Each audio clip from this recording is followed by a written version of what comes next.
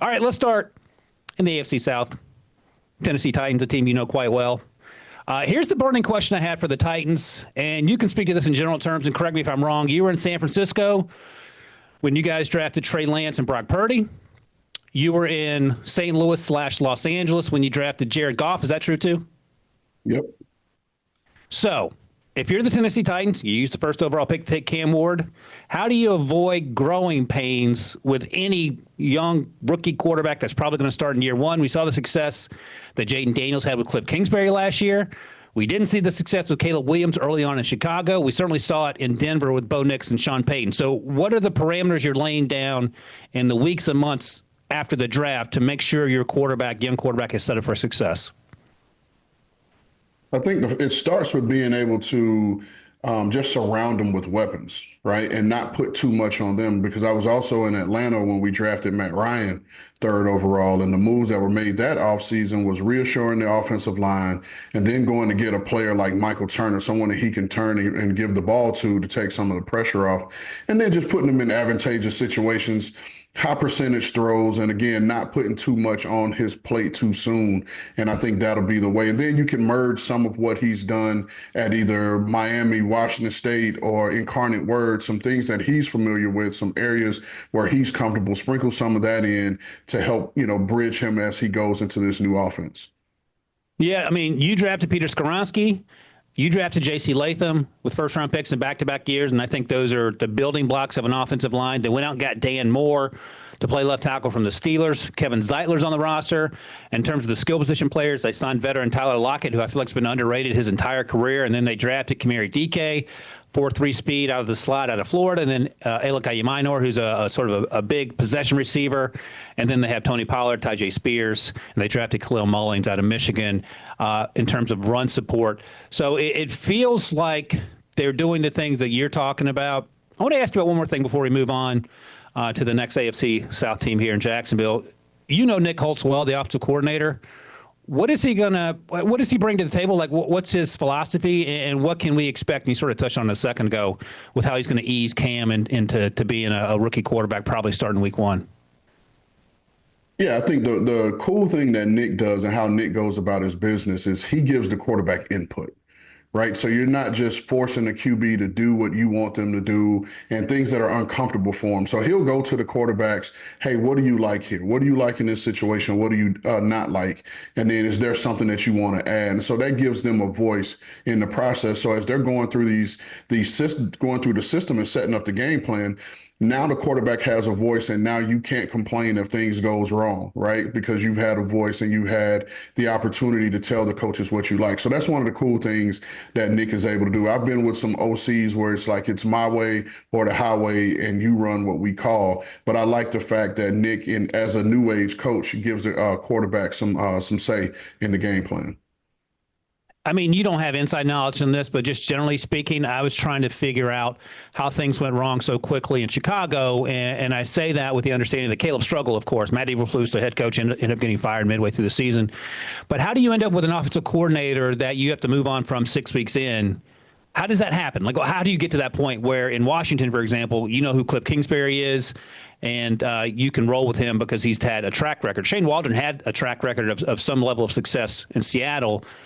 How did things go wrong so quickly? Or was he just a scapegoat? I'm just trying to figure out how you get to that point with your young quarterback that you didn't think it through ahead of time. Well, for me, having gone up against Shane, I was with Shane for a brief time with the Rams, and then having gone up against him from when I was in San Fran and he was in Seattle. It's, to me, the system, Shane's system didn't necessarily match Caleb's skill set. Right. Caleb is used to coming from a spread system, high percentage being in the gun, 3 and 4 wide looks, versus Shane's system was a lot of under center, a lot of 2-back looks, whether you're using a tight end or actual fullback or multiple backs. And so you force Caleb to do a lot of things, playing with his back to the defense, things that he hadn't traditionally done. And I think those were led to some early struggles. That's great insight, because those are the things that fans and even folks in the media don't necessarily see, and they try to figure it out because on the surface it doesn't make sense, but you dig a little deeper, you understand what the thought process was, but they never quite got there. We'll see how things unfold for Cam. I feel like he's going to have a relative, not a smooth transition, but I feel like he has it in him to help turn that thing around in Tennessee. We'll find out for sure. All right, let's go to the Jaguars, a team that is still trying to figure it out. They've been some ups and downs with Trevor Lawrence, in part because of injury. They drafted T. Higgins, trade up from 5 to 2. We talked that draft trade to death at this point, and we'll see how it works out. But I love James Gladstone making that aggressive move as a year one GM. And your burning question, Rand, how long does it take before Travis Hunter is starting on both sides of the ball? And my follow-up would be, how long do you want it to take? Because I feel like we don't want to take a 185-pound superstar and make him play 85% of the snaps, which is what he did at Colorado. So I'm looking at this kind of from a macro view, if you will, right? Like, we know what Travis's skill set is, and we've talked about it, and we've been talking about it for 3 years now, it feels like, with everything he's done from Jackson State to Colorado. However, if you are Jacksonville, you make this move for a reason, going from 5 to 2 to draft this guy, such a polarizing figure. But then also, if you're Jacksonville, you have to sell tickets. And because you're looking to expand the stadium, you're looking to, grow this franchise, and it's considered one of the lower market teams. So if you're Jacksonville, you have to do something to entice fans to come to the game. And people usually want to come and be a part of history and witness history. And so this is something that you could sell as like, hey, this guy will be the first player to start both ways in a game and allow fans to come and witness that and hopefully make that a normal thing, and they could sell out Everbank Stadium. You know what? I was asked this the other day on HQ whether Travis legitimately has a chance to win Offensive and Defensive Rookie of the Year. And I said no, but the other part of that is he can win Offensive Rookie of the Year putting up like Malik Neighbors-like numbers. If he's just average on defense, he can win it there too. I don't think it's outside the realm of possibility. Let me ask you my burning question, see what you think about this. Mine was, can Travis Hunter be for Trevor Lawrence what T. Higgins, Jalen Waddle, and Jordan Addison were for Cincinnati, Miami, and Minnesota? And by that I mean an elite number 2 that's almost a 1A and helps that offense get over the hump. Do you think he has that capability in year one with Brian Thomas Jr. coming off that fantastic rookie season? Absolutely. And I say that because I'm looking at Liam Cohen's offense, and he's going to move Travis around. He's going to put Travis in positions to get Travis the ball and let Travis do what he do, which is go make plays. And so as he's learning the nuance of the offense, being able to adjust his routes to rotate in coverages, and once he's going to learn that over time, because that's something that he wasn't asked to do at Colorado. However, you're going to see them get him the ball quick, whether it's quick screens, bubble screens, quick slants, things that are going to get him in space and to show his playmaking ability. And I think that's how they're going to use him. They're not going to ask him to necessarily route up these top corners out of the gate. He'll get there, but they're just going to find ways to get him the ball and allow him to go make plays. All right. Are we all officially on the same page that Trevor Lawrence, we got to see some stuff this year? No more excuses? Oh, yeah. The excuses are gone. They were gone last year. But he got hurt, you know what I mean? So when you're a guy that you're the first overall pick, you're highly paid, highly well compensated, now you have to lift the organization. That's just what it is. And especially with the rate in which you're paying quarterbacks now, at some point, whether you have the weapons or not, you have to lift the program around you. You have to put them on your shoulders. I hate to compare it because it's kind of comparing apples to oranges, but you go back and you look at what Cam Newton did in the offense he had at Auburn when he was at college. You probably can't name 3 players that were on that Auburn offense because Cam just put it all on his shoulders and led those guys to a national championship. And he kind of did the same thing in Carolina. Now, he had a strong backfield with D'Angelo Williams and Jonathan Stewart, and then he had Greg Olsen. But who were the weapons he was throwing to on the perimeter? Jericho Cotchery, those type of guys who weren't necessarily household names. Like Trevor Lawrence now has to put this Jacksonville Jaguars franchise on his back and carry them to where they want to go. All right. I couldn't agree more. We're going to take a quick break. When we come back, we'll talk about 2 other teams that are going to be battling the Jaguars for that top spot in the AFC South. And we'll talk about those guys, the Colts and the Texans, right after this.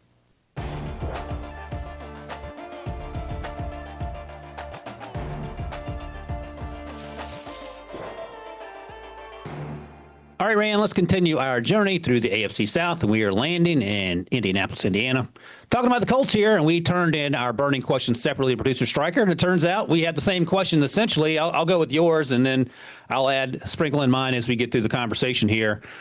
What's the plan for Anthony Richardson if he's beaten out by Daniel Jones? And that's a big problem. Former top 5 pick and former top 6 pick, as it were, battling out for the quarterback spot. I think Anthony Richardson's issues in the first 2 years was that maybe he wasn't taking the quarterback position and the job seriously enough. I think he's a good person and a solid young man, just, first time out of Florida, so on and so forth. And this is a big job responsibility. So I'll ask you, Rand, what are we doing if DJ beats out AR?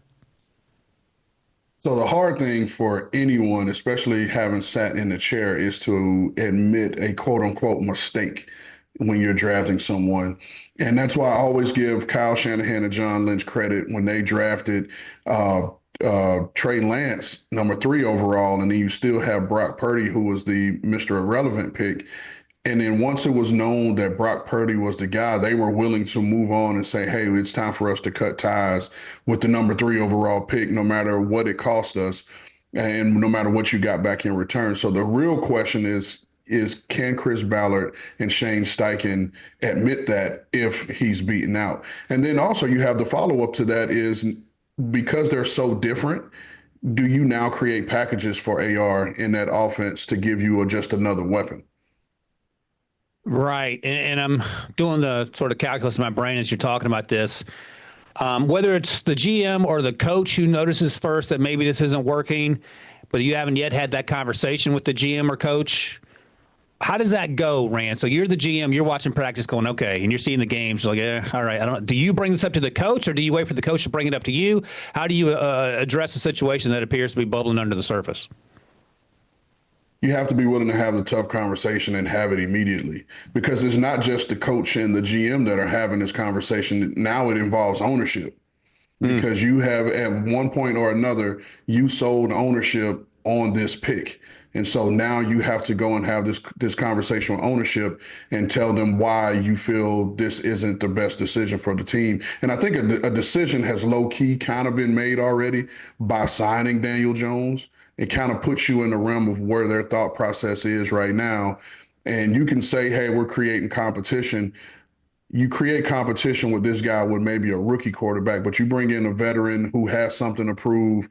And then now you kind of already admitted that, hey, it may be time for us to move on.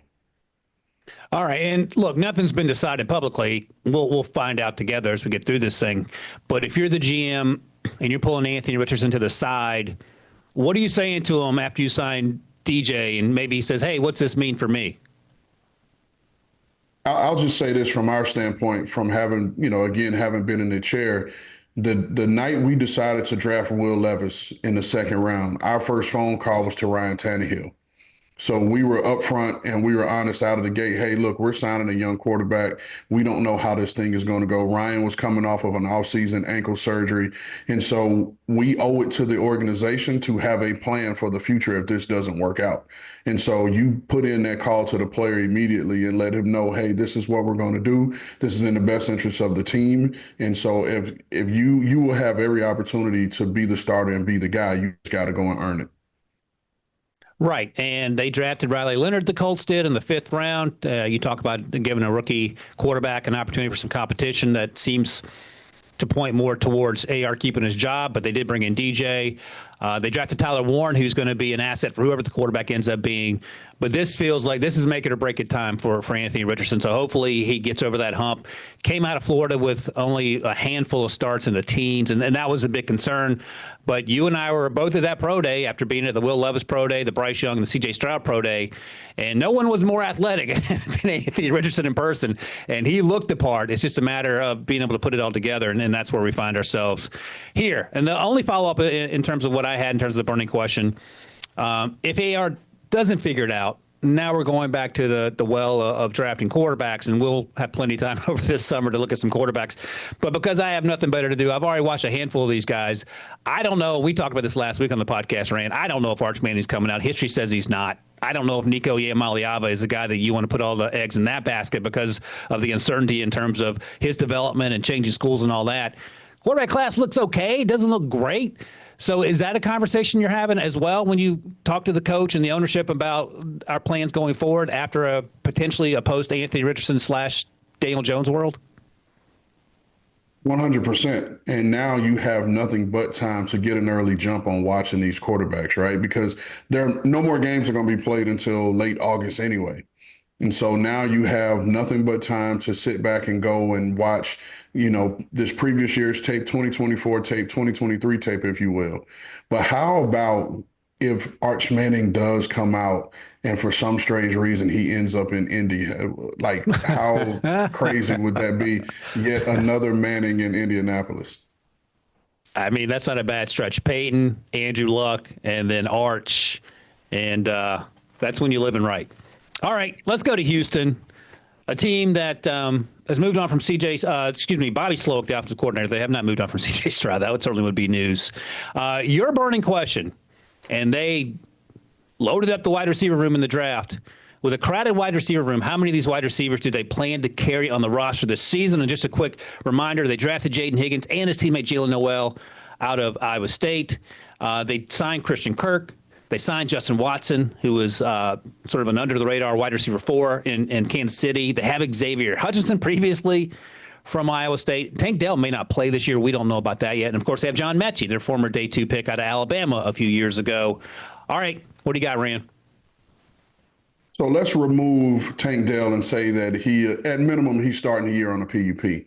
You still have 11 receivers on this roster that are capable of making your team.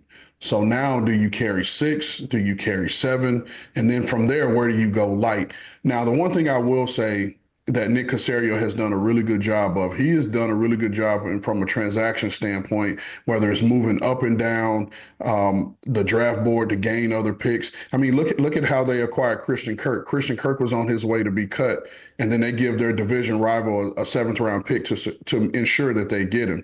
And so I could see this being a situation where at roster cut down, because one of the positions that everyone's looking for at roster cut down, you're looking for tackles, you're looking for receivers, you're looking for corners, and you're looking for linebackers.